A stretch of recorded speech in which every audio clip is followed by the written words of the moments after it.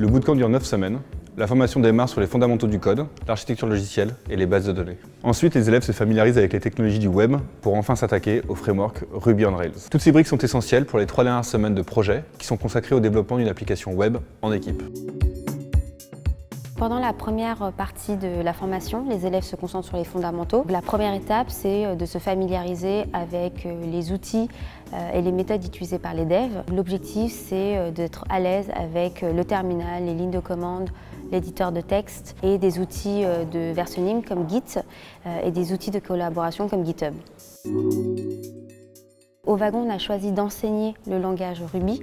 C'est un langage qui est extrêmement simple à appréhender pour des débutants parce que la syntaxe est très simple. Au programme, c'est de comprendre et de bien prendre en main les notions comme les variables, les conditions, les méthodes, les boucles et donc de construire des programmes très simples.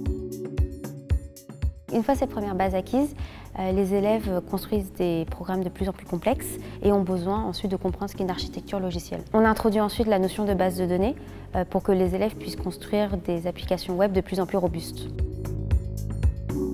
Une fois ces fondamentaux acquis, on passe au design et au développement front-end avec le HTML, le CSS et le JavaScript. Ces technologies permettent à nos étudiants de réaliser des produits interactifs et faciles à utiliser dans un navigateur. Pour finir, on assemble toutes ces briques grâce au framework Ruby on Rails afin de concevoir des applications web complètes.